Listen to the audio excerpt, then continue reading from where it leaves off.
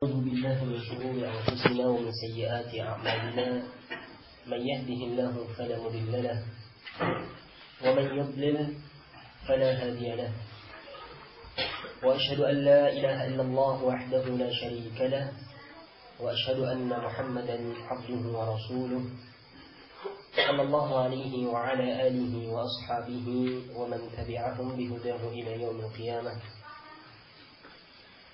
فقال تعالى في القرآن العظيم: يا أيها الذين آمنوا اتقوا الله حق تقاته ولا تموتن إلا وأنتم مسلمون.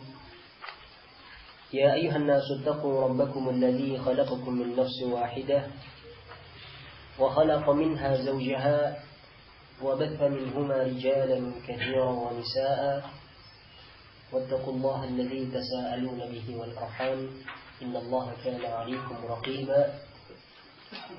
يا أيها الذين آمنوا اتقوا الله وقولوا قولا سديدا يصلح لكم أعمالكم ويغفر لكم ذنوبكم ومن يطع الله ورسوله فقد فاز فوزا عظيما.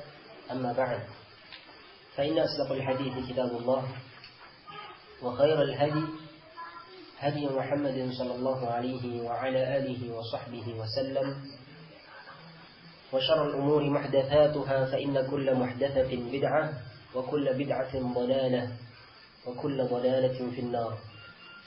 أعاذنا الله وإياكم من النار. معاشر المسlimin rahimani wa rahimakumullah. Alhamdulillah, pada malam yang mulia ini kita bisa kembali melanjutkan kajian kita dari membaca kitab Al-Mulakhas fi Syarh Kitab At-Tauhid karya Syekh Dr. Shalih bin Fauzan ibn Abdullah Al-Fauzan hafizahullah ta'ala, yang mana beliau adalah salah satu dari anggota Hay'ah Kibarul Ulama, yakni anggota ulama-ulama senior yang ada di negeri Saudi. Kita lanjutkan pembahasan kita di pembahasan tentang minasyirki labsul halaqati wal khayti wa nahwihima li raf'il bala aw daf'ihi.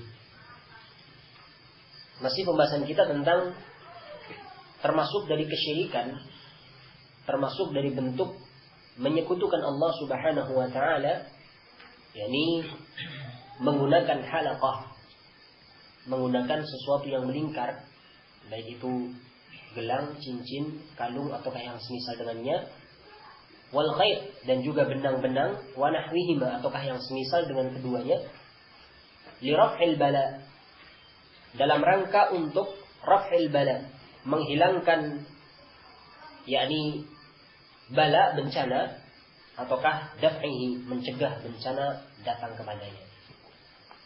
Kita telah membaca satu dalil dari Al-Quran yang menunjukkan akan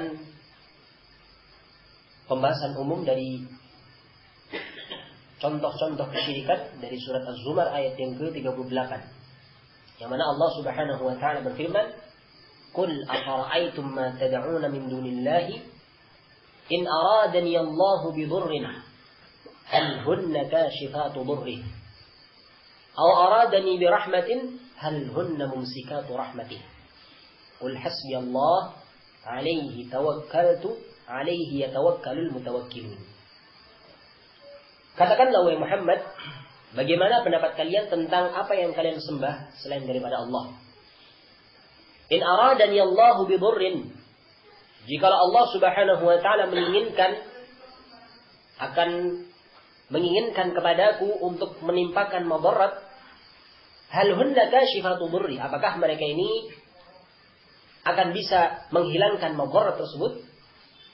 Aw aradani birahmatin, ataukah ketika Allah menginginkan kepadaku ingin memberikan rahmat, hal hunna mumsikatu rahmatih, apakah mereka, yakni segala sesuatu yang disembah selain daripada Allah itu bisa untuk menahan rahmatnya Allah? Tentu saja tidak bisa. Maka Allah perintahkan kepada nabinya, "Qul," katakanlah Muhammad, "hasbiyallah," cukuplah bagiku Allah, alaihi yatawakkalul mutawakkilun, dan hanya kepadanya lah orang-orang yang bertawakal itu bertawakal. Ini ayat sudah kita jelaskan di pertemuan yang terdahulu. Sekarang kita masuk di dalil yang kedua dari, kalau ayat tersebut adalah dalil secara umum tentang apapun yang disembah selain daripada Allah itu sama sekali tidak bisa menolak bahaya yang ingin Allah timpakan kepada seseorang, dan sama sekali tidak bisa menahan rahmat kebaikan yang ingin Allah berikan kepada seseorang, apapun bentuknya, siapapun dia.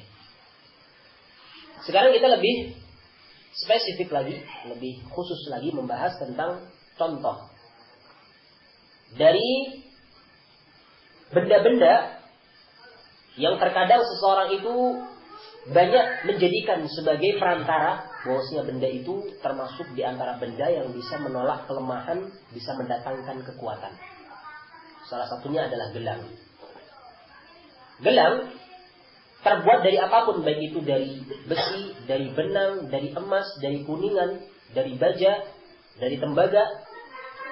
Kalau seorang menggunakannya dengan keyakinan bahwasanya benda itu bisa menolak bahaya ataukah bisa mendatangkan manfaat, maka ini syirkul akbar, syirik besar yang mengeluarkan pelakunya dari Islam, karena benda itu tentunya benda mati, tidak bisa apapun. Tapi kalau seseorang menganggap bahwasanya benda itu, dengan perantaraan benda itu, seseorang itu akan bisa tertolak dari bahaya, ataukah bisa mendapatkan manfaat dengan perantaraan benda itu, maka ini syiriknya itu syirkul asghar, syirik yang kecil. Meskipun tidak sampai mengeluarkan pelaku dari Islam, tapi ini tentunya sudah mengurangi tauhidnya seseorang. Karena dia menjadikan sesuatu yang tidak menjadi sebab, dijadikan sebagai sebab, yang tentunya hal itu tidak mungkin bisa terjadi. Kecuali kalau memang nilai ilmiahnya itu ada. Sebagai contoh, yang pada pertemuan yang sudah kita sebutkan, ya mungkin kalau benda itu ada memiliki yakni gelombang magnetik, sebagai dulu mungkin beberapa tahun yang lalu kita pernah beredar, sering mendengar ada yakni gelang ataukah kalung ataukah cincin magnet. Ini kan dengan dengan gelombang magnetnya itu bisa menyedot yakni ion-ion atau racun-racun yang ada dalam tubuh. Mungkin ini masih dimaklumi. Ya, maksudnya ini masih ada nilai ilmiahnya. Mungkin di sini bisa jadi tidak termasuk dari kesyirikan, karena ini ada nilai ilmiahnya. Tapi kalau benda itu cuma sekedar benda yang tidak memiliki kekuatan apapun, maksudnya tidak memiliki nilai ilmiah apapun, tentunya ketika seorang menganggap benda itu sebagai sebab, maka ini terjatuh dalam syirkul asghar. Ya, karena menjadikan sesuatu yang tidak bisa menjadi sebab, dijadikan sebagai sebab. Kita baca dalilnya dari hadis Imran ibn Husain. An Imran ibn Husain radhiyallahu ta'ala anhu, anna Rasulullah sallallahu alaihi wasallam ra'a rajulan fi yadihi halqatun min sufrin. Faqala ma hadhihi? Qala min al-wahina. Faqala inzi'ha fa innaha la taziduka illa wahnan. Fa innaka law mitta wa hiya 'alayka ma aflahta abadan. Rawahu Ahmad bi sanadin la ba'sa bih. Dari Imran bin Husain radhiyallahu ta'ala anhuma, bahwasanya Rasulullah sallallahu alaihi wasallam pernah melihat seorang laki-laki di tangannya terdapat halqah, yakni sesuatu yang melingkar yang terbuat dari sufrin, yakni gelang yang terbuat dari kuningan. Rasulullah melihat, dalam riwayat dikatakan bahwasanya yang menggunakannya adalah Imran bin Husain ketika awal masuk Islam.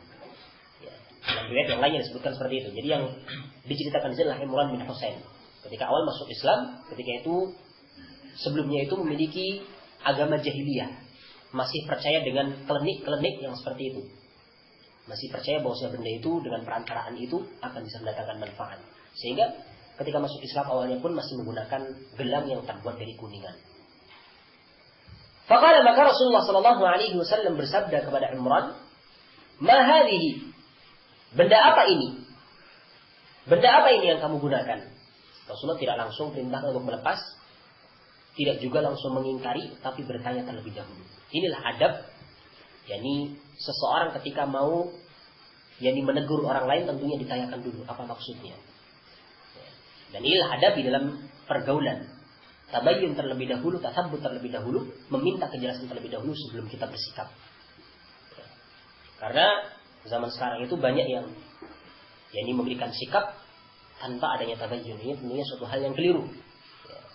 Tapi tabayyun, perjelas terlebih dahulu permasalahannya, baru seorang bersikap, baru seorang mengingkari. Rasul bertanya, "Ma hadi?" Benda apa ini? Qala, maka Imran bin Husain menyatakan minal wahina.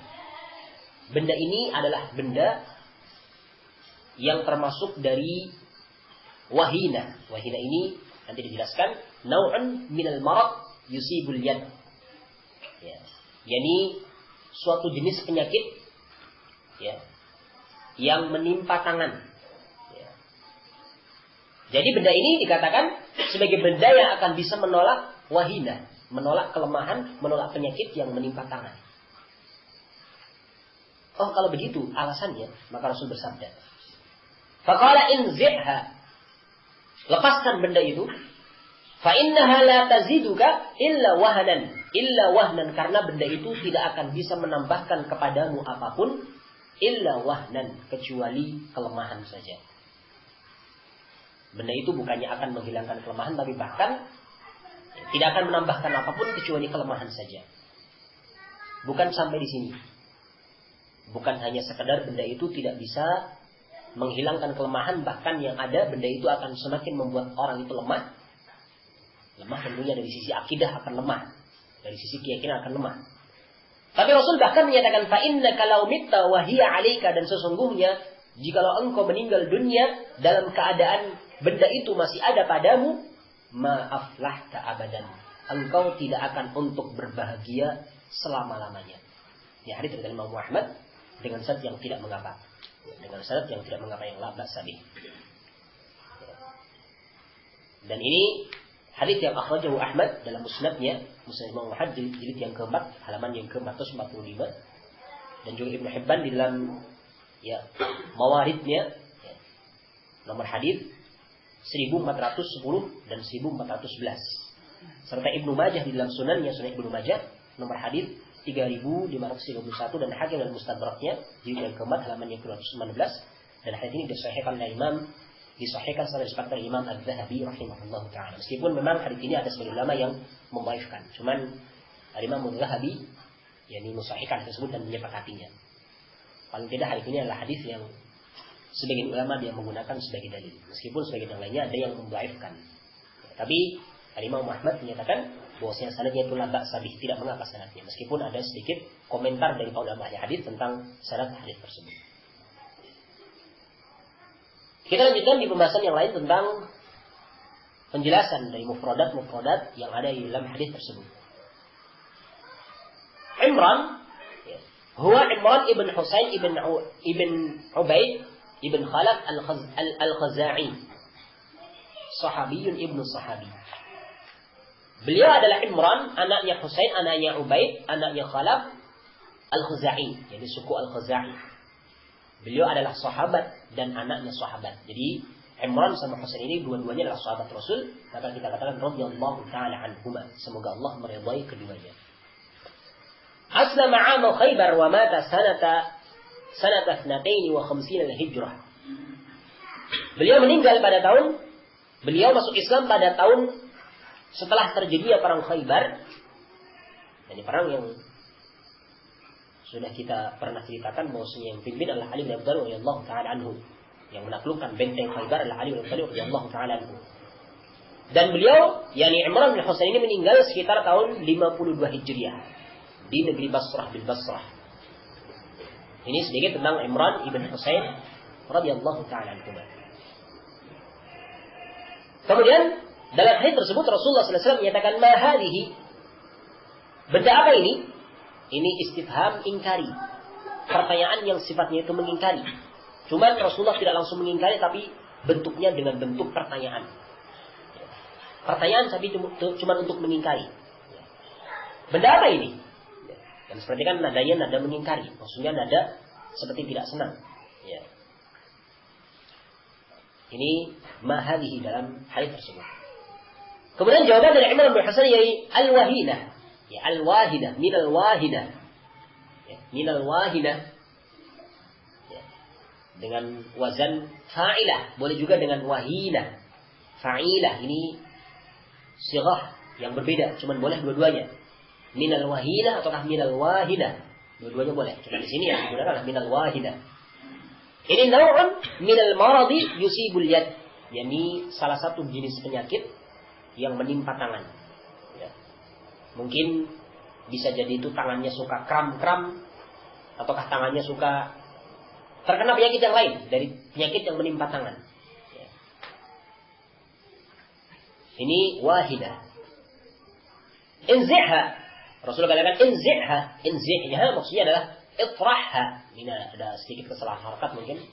Ya, harusnya rohnya yang di fathah kemudian ha yang disukun. Karena ini fil amr. Ya, itrahha. Lepaskan. Ya. Wan naz'u dan an-naz'u ini al-jadbu biquwwatin, menarik dengan kuat. Ya. Jadi Rasulullah SAW memerintahkan kepada Imran bin Husain untuk inzi'ha, segera melepaskan, menariknya dengan kuat. Ya, jangan ragu-ragu. Dan wahnan dalam hadis tersebut, ya, fa innaha la taziduka illa wahnan. Wahnan ini dha'fan. Tidak akan menambahkan kepadamu kecuali kelemahan, yakni dha'fan. Ma aflahta al-falah huwa al-fawzu wal-dhafru was-sa'adatu. Ini bermakna al-falah ini adalah al-fawz, yakni kemenangan. Ya. Al-dhafru juga bermakna, artinya itu sama, kemenangan, as-sa'adah yakni kebahagiaan. Ini sinonim. Al-falah juga diartikan dengan al-fawz atau al-dhafar atau as-sa'adah. Ini sinonim. Al-ma'na al-ijmali lil hadits, makna global dari hadis ini, yadhkuru lana Imran ibn Husain radhiyallahu ta'ala anhuma mawqifan min mawaqif Rasulillah sallallahu alaihi wasallam fi muharabati asy-syirki wa takhlisin nas minhu. Imran bin Husain radhiyallahu ta'ala anhuma menyebutkan kepada kita salah satu dari sikap, ya, mauqifan, salah satu sikap min mawaqifir Rasulillah, dari sikap-sikapnya Rasulullah SAW fi muharabati syirki, di dalam memerangi kesyirikan, wa takhlisin nasi minhu, dan membersihkan manusia dari kesyirikan tersebut. Rasulullah memiliki sikap yang keras di dalam memiliki kesyirikan dan juga memurnikan, membersihkan manusia dari kesyirikan.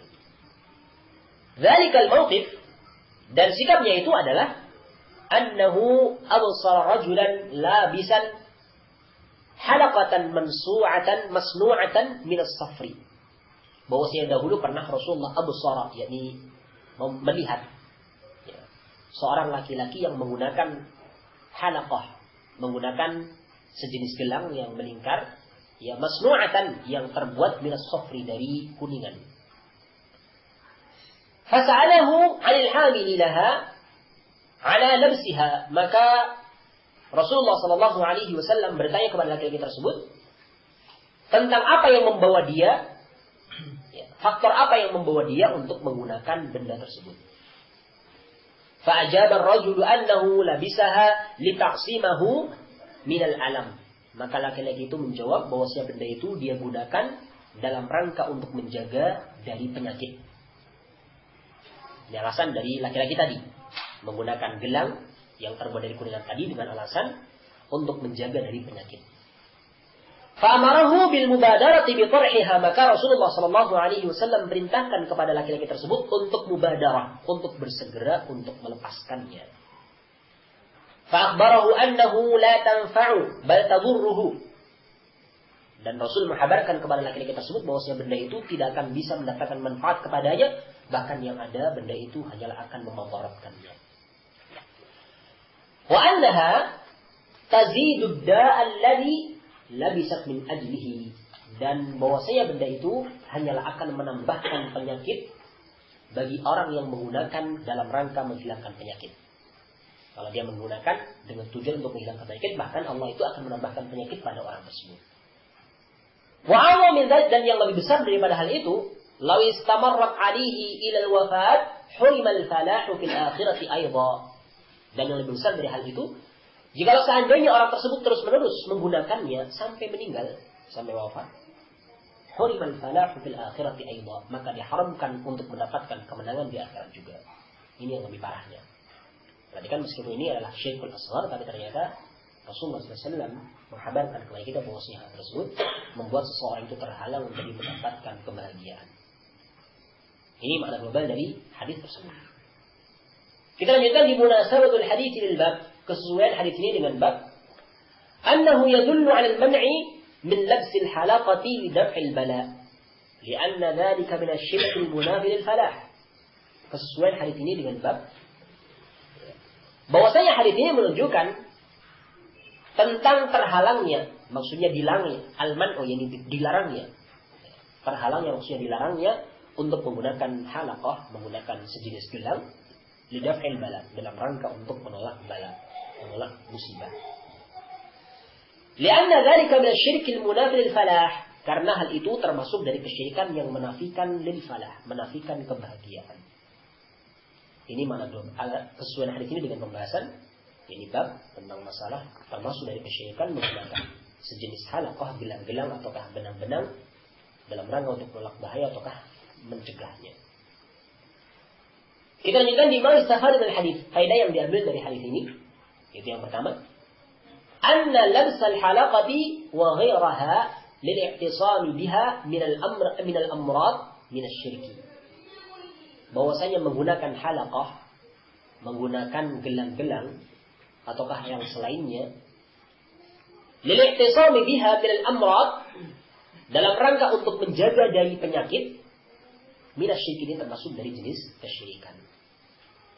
Menggunakan sejenis gelang ataukah yang semisal dengannya dalam rangka untuk menjaga dari penyakit, maka ini termasuk dari jenis kesyirikan. Karena ini sekali lagi namanya benda mati, dan benda itu tidak ada nilai ilmiahnya sama sekali, maka di sini secara akal pun tentunya tidak akan diterima, apalagi secara akidah, secara agama lebih tidak diterima lagi. Karena ini termasuk dari bentuk yang menyandarkan sesuatu tidak pada tempatnya, ya, meminta sesuatu selain kepada Allah Subhanahu wa ta'ala. Kemudian yang kedua, yakni an-nahyu 'anit tadawi bil haram. Dalam hal ini juga terdapat faedah, yakni larangan untuk berobat dengan sesuatu yang haram. Ya, larangan untuk berobat dengan sesuatu yang haram. Ya. Baik itu haram secara zat, ataukah haram secara hukum, ataukah haram secara yakni mendapatkannya, cara mendapatkannya. Haram untuk berobat dengan sesuatu yang haram. Sebagai contoh dalam hadis ini, berobat dengan kesyirikan, berobat dengan datang ke dukun, ataukah berobat dengan menggunakan sesuatu yang terdapat padanya unsur kesyirikan, maka ini suatu hal yang haram. Ya. Kemudian yang ketiga, yakni ingkarul munkar wa ta'limul jahil. Faedah yang ketiga dari hadis tersebut, yakni pentingnya seorang itu mengingkari kemungkaran. Ya, perhatikan Rasulullah SAW mengingkari kemungkaran yang terjadi pada Imran bin Husain ketika menggunakan gelang tersebut. Rasulullah ingkari. Dan juga pentingnya wa ta'limul jahil, memberikan ta'lim, memberikan pengajaran, memberitahukan ilmu kepada orang-orang yang jahil. Ketika orang tidak tahu hukumnya apa, dijelaskan bahwa ini dilarang dengan alasan ini dan ini. Sebutkan, jelaskan kepada orang yang tidak mengetahui tersebut. Ya. Kemudian yang namanya ini dararus syirki fid dunya wal akhirah. Bahayanya kesyirikan di dunia maupun di akhirat. Sering kita sebutkan tentang dalil yang menunjukkan akan bahaya kesyirikan. Kalau di hadis tersebut jelas tadi, Rasul katakan, fa innaka law mitta wa hiya 'alaika ma aflahta abadan.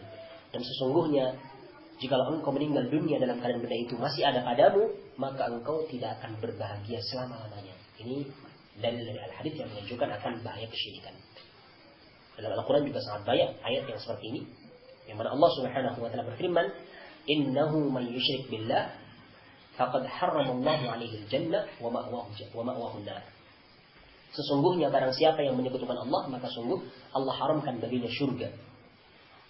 Orang yang melakukan kesyirikan Allah haramkan baginya syurga dan tempatnya adalah neraka. Maka ini bahaya kesyirikan baik di dunia maupun di akhirat. Kemudian yang kelima, yakni istifsalul mufti wa i'tibarul maqasid. Faedah yang kelima, yang istifsalul mufti. Ini istifsal dengan wazan istaf'ala. Ini bentuk masdar dari fasala. Istafsala yastafsilu istifsalun. Ini masdar dari istafsala. Istafsala itu wazannya istaf'ala. Dalam ilmu tasrif wazannya istaf'ala, dan istaf'ala ini memiliki makna talab, meminta, mencari ataukah meminta. Di sini istifsal meminta. Istifsalu al-mufti. Seorang mufti hendaklah meminta rincian. Ya, meminta tafsil, meminta rincian. Tidak langsung berikan fatwa ya, dengan tanpa adanya tabayyun, tanpa adanya tasabbut ya. Sebagaimana yang terjadi di kalangan orang-orang pada hari ini, ketika mendengar bahwasanya si fulan telah demikian dan demikian langsung keluarkan fatwa. Demikian dan demikian. Ini tentunya kurang tepat, tapi cari dulu rinciannya. Tabayyun dulu.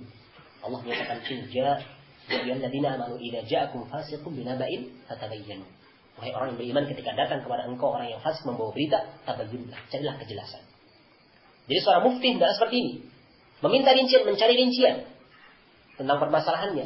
Sebagaimana Rasulullah SAW perhatikan, sebelum mengingkari perbuatannya Imran bin Husain, ketika menggunakan gelang tersebut, Rasul tanya dulu, mahadi, benda apa ini? Ditanya, dirinci. Ya. Maka di sini tentunya penting permasalahan ini, agar supaya seorang itu jangan sampai menimpakan sesuatu kepada saudaranya dalam kondisi saudaranya itu tidak tahu apapun. Ya, langsung menyikapi saudaranya tidak tahu apa-apa. Ya. Maka ini tentunya sesuatu yang kurang tepat.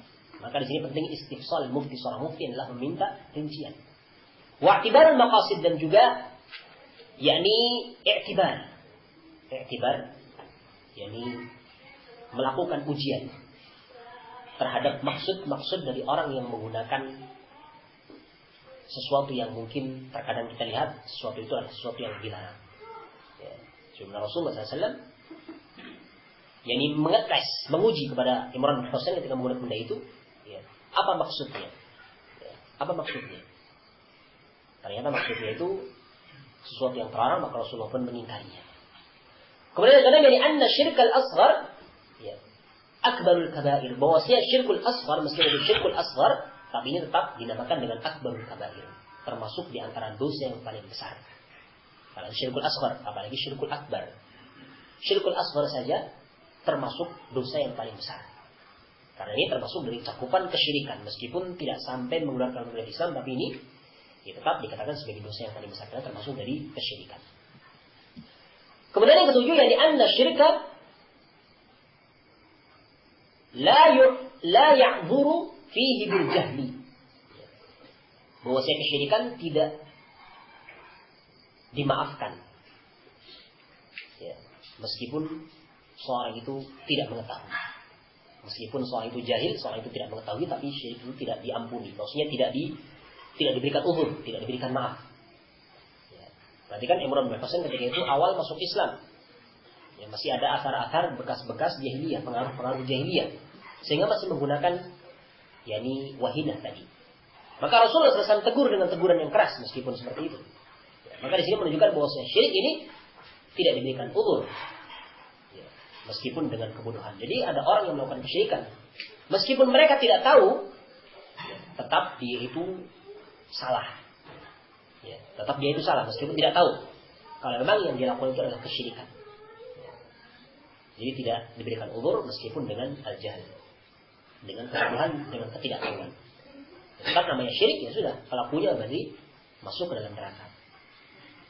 Mengetahui ataukah tidak kesyirikannya tersebut, tetap dia itu masuk dalam neraka. Ini dalil yang jelas dari Al-Quran maupun Al-Hadis tentang hal tersebut. Kemudian yang kedelapan, yakni at-taghliru fil inkari ala man fa'ala syai'an min asy-syirki li ajli at-tanfir minhu. Faedah yang kedelapan, yakni at-taghliru fil inkar.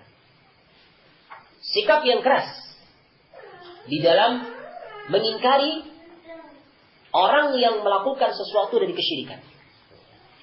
Taghlir, keras, sikap yang keras di dalam mengingkari atas orang yang melakukan sesuatu dari kesyirikan.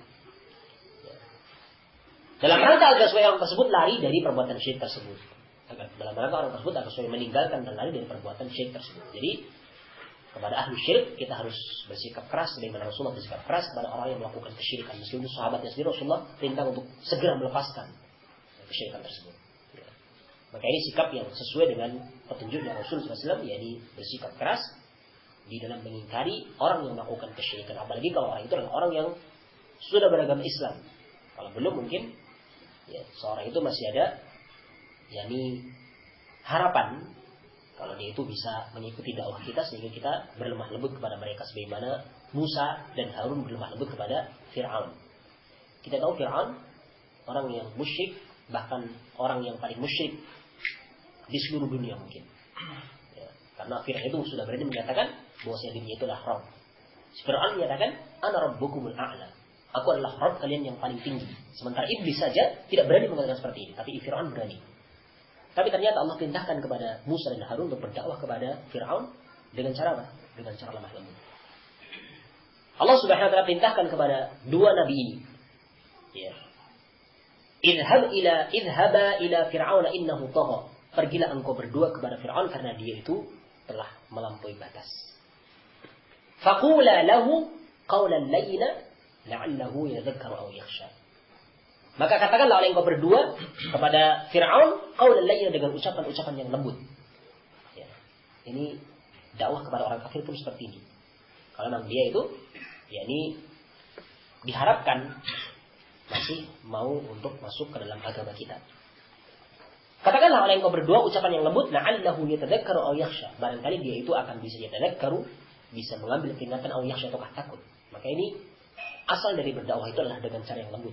Tapi kalau suatu ketika diperlukan keras, maka juga harus keras.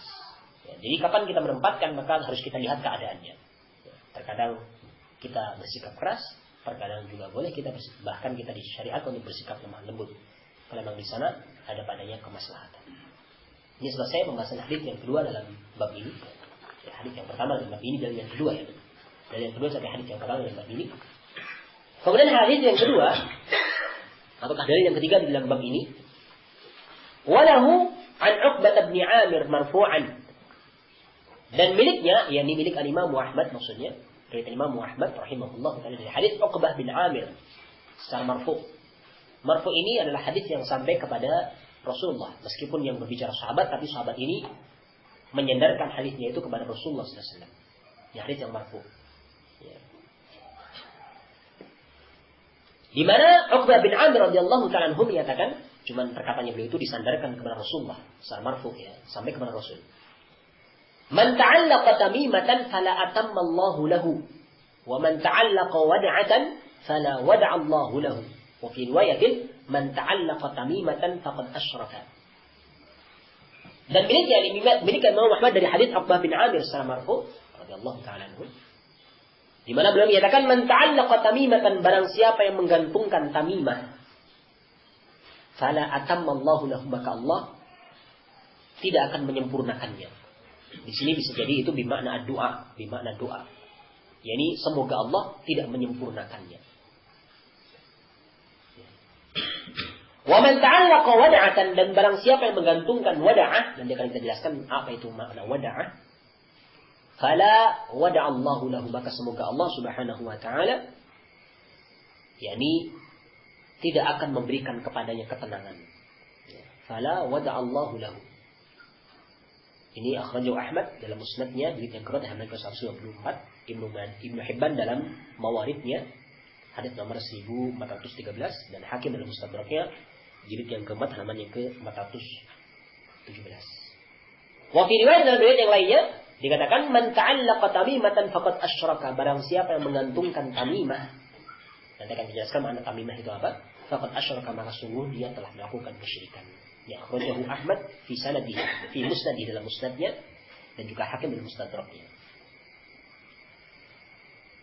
Kita lanjutkan di perkataan dari Syekh Shalih bin Fauzan bin Abdullah Al-Fauzan di dalam syarahnya di sini. Uqbah bin Amir huwa Uqbah bin Amir Al-Juhani, sahabiyyun masyhur. Beliau adalah Uqbah bin Amir Al-Juhani, seorang sahabat yang masyhur, yang terkenal.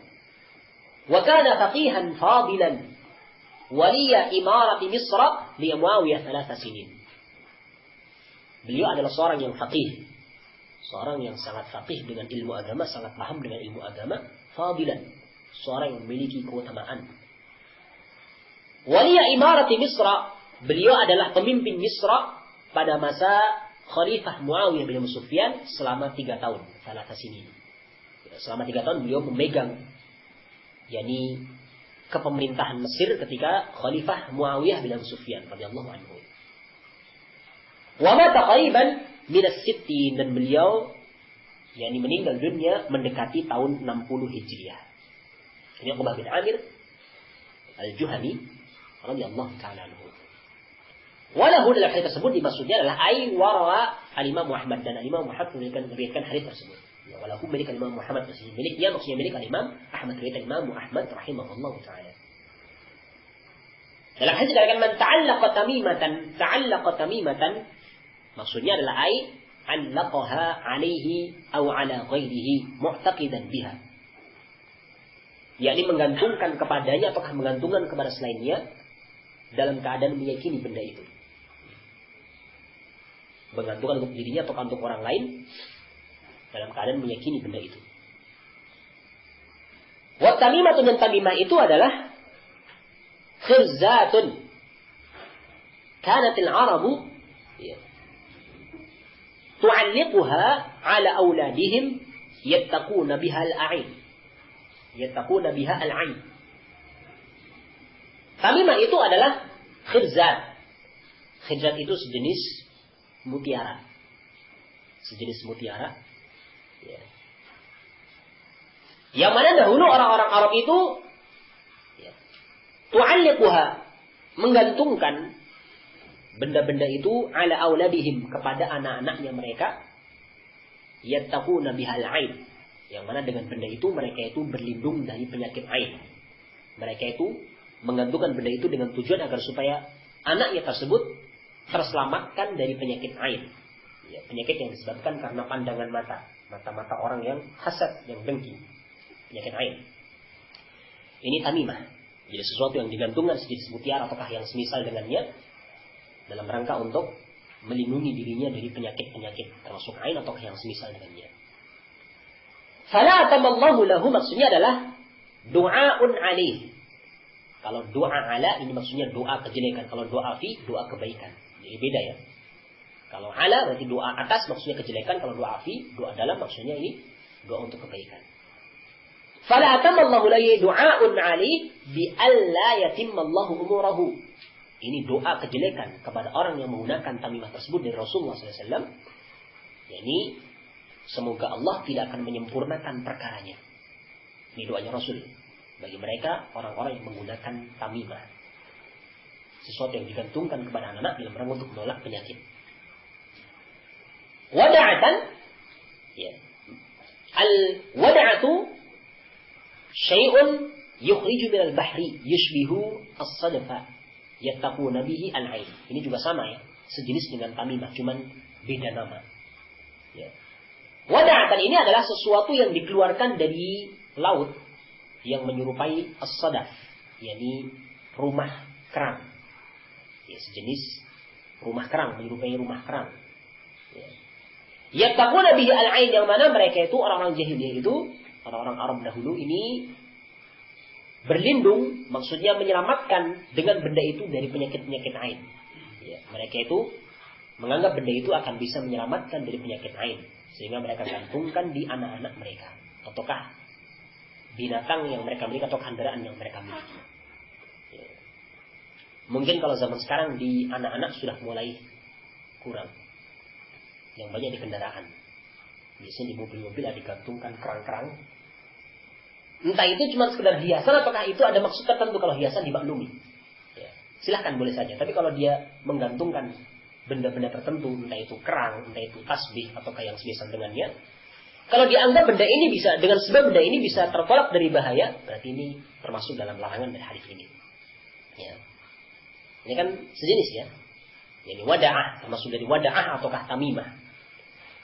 Ini meskipun dulu itu prakteknya itu digantungkan kepada anak, tapi di sini bukan cuma anak, tapi apapun yang digantungi benda itu dengan tujuan untuk menolak bahaya ataukah yang semisal dengannya, makanya termasuk. Ya, kalau sekarang yang digantung itu bukan seperti ini, tapi pangkat. Ya, di mobil-mobil kita sering lihat pangkat, ada yang kuning 4, ya, sersan mayor, supaya nanti kalau ada polisi mau nilang, wah ini keluarganya sersan ini. Ya, kan seperti itu.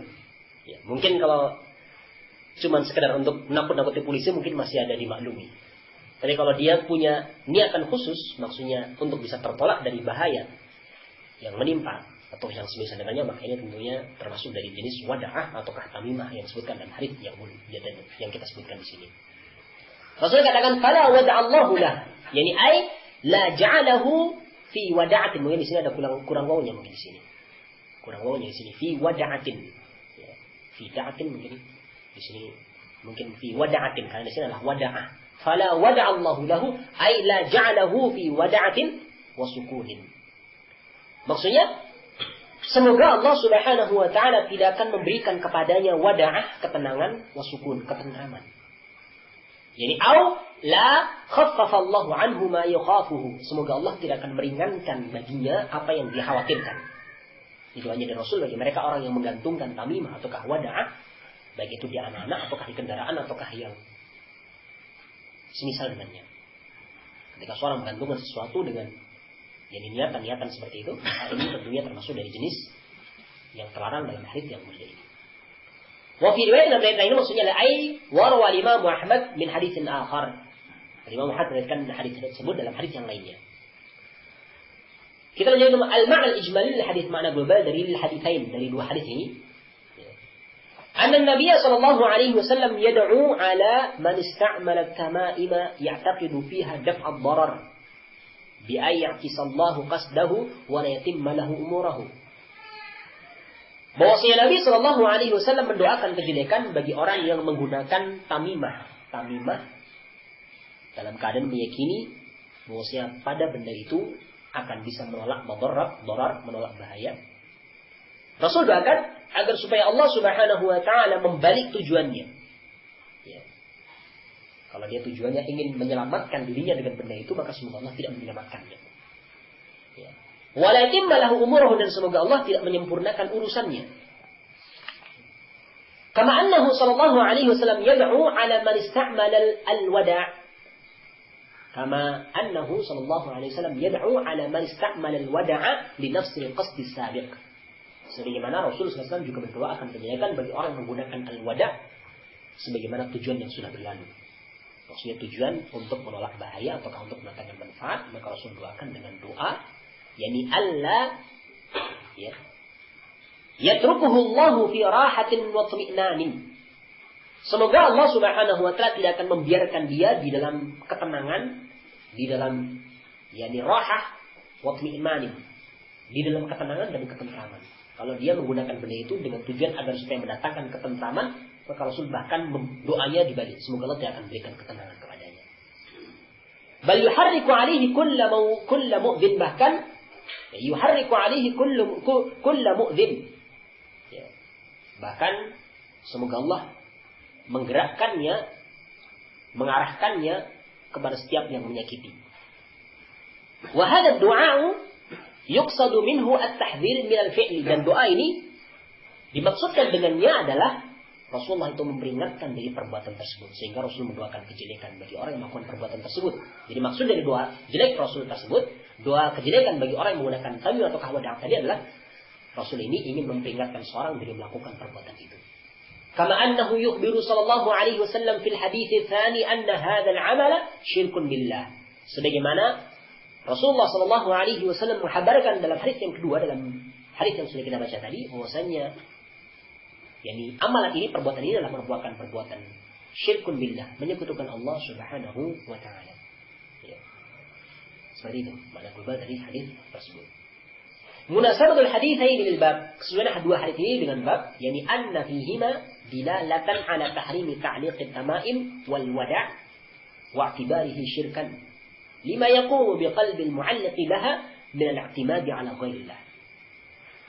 Bahwasanya dalam dua hadis tersebut terdapat dalil haramnya menggantungkan tamimah tadi dan juga wada'ah tadi, dan hal itu dianggap sebagai kesyirikan.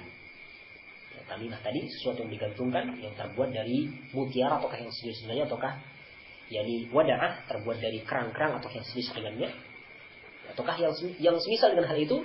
Kalau seorang dengan tujuan seperti ini, maka ini suatu hal yang diharamkan dan dianggap sebagai kesyirikan bahkan. Kenapa demikian? Lima yaqumu biqalbil mu'alliq laha min i'timadi ala ghairillah. Karena apa yang terdapat dalam hati seorang yang menggantungkan benda itu, yakni berupa penyandaran diri kepada selain Allah. Ya, Ketika seorang itu menggantungkan benda itu, dia menyandarkan dirinya kepada benda itu, bukan kepada Allah Subhanahu wa ta'ala. Sehingga tawakalnya bukan kepada Allah, tapi kepada benda itu. Meskipun alasannya dia itu, ini kan cuma sebagai perantara. Ya sudah, kalau perantara kenapa harus pakai benda itu? Kalau diganti bagaimana? Ya. Tentunya dia tidak mau. Karena itu cuma sekedar alasan. Intinya itu, dia itu percayanya dengan benda itu. Ya sekarang lah kalau katakan dia itu yang menggunakan tadi tamimah yang terbuat dari mutiara tadi. Cobalah sekarang suruh diganti, jangan dengan tamimah yang dia gunakan tadi. Sudah, sekarang pakai ini saja. Pakai pakai kalungnya istrinya saja misalkan. Dia tidak mau. Wah, ini tidak ada apa-apanya ini. Berarti kan bukan karena Allahnya, bukan jadi perantara, tapi karena benda itu sendiri. Karena dia tidak mau. Ataukah contoh orang yang menggunakan sabuk. Sama-sama sabuk. Sabuk. Ya. Mungkin sabuknya itu sabuk yang dulu pernah dia belajar silat, yang sudah diisi sama gurunya mungkin. Ya. Ketika digunakan di sesuatu, dianggap dengan benda itu bisa menolak bahaya ataukah bisa mendatangkan manfaat. Sekarang kalau memang dia katakan itu sebagai perantara, cobalah buktikan. Coba sekarang nggak usah pakai begitu, pakai sabuk yang dibeli di pasar saja, coba gunakan. Kalau memang itu sebagai perantara saja, dia tidak akan mau. Berarti intinya kan bukan karena perantara, tapi karena benda itu sendiri. Meskipun alasannya itu hanyalah sebagai perantara. Ya. Maka di sini jelas menunjukkan hal itu termasuk hal yang terlarang. Kita lanjutkan lima istadul minal haditsain. Faedah yang diambil dari dua hadis ini. Yang pertama, anna ta'liqat tamaim wal wada'i min asyirki, bahwasanya menggantungkan tamimah maupun wadah ini termasuk dari kesyirikan. Ya. Kita jelaskan tadi makna tamimah juga makna wadah tadi. Kemudian yang kedua, yakni anna man i'tamada 'ala ghairillahi amalahu Allah binaqidi qasdihi. Ya. Bahwasanya orang yang bersandar kepada selain Allah, berupa benda-benda baik tamimah maupun wadah atau yang sejenis dengannya, amalahu Allah, mungkin di sini amalahu Allah, mungkin seperti itu mungkin Allahu sebagai fa'il di sini. Maka Allah Subhanahu wa ta'ala akan memperlakukan dia binaqidi qasdihi, yakni bahkan lawan dari maksudnya. Ya. Kalau dia bermaksud dengan menggunakan benda itu untuk menolak kelemahan, bahkan Allah itu akan memberikan kepadanya kelemahan. Ya, seperti itu. Jadi Allah akan memperlakukan dia dengan sebaliknya. Yakni berlawanan dengan tujuannya. Allah akan memperlakukan dia berlawanan dengan tujuannya. Binaqid qasdihi, berlawanan dengan tujuannya. Ya. Kemudian yang ketiga, yakni ad-du'a'u 'ala man 'allaqa at-tama'ima wal wada'a bima yafutu 'alaihi maqsudahu wa yaqisu 'alaihi muradahu. Yani dalam hadis tersebut terdapat doa kejelekan bagi orang yang menggantungkan tamimah maupun wadah, ya, dengan apa yang akan menghilangkan tujuannya, yakni dengan cara Allah Subhanahu wa ta'ala akan membalik keinginannya. Kalau dia menginginkan dengan benda tersebut untuk mendatangkan manfaat, maka sebaliknya bahkan Allah tidak akan berikan manfaat. Ya. Kalau seorang bertujuan menggantungkan benda itu, yakni untuk tertolak bahaya, bahkan Allah sebaliknya akan menimpakan bahaya kepadanya.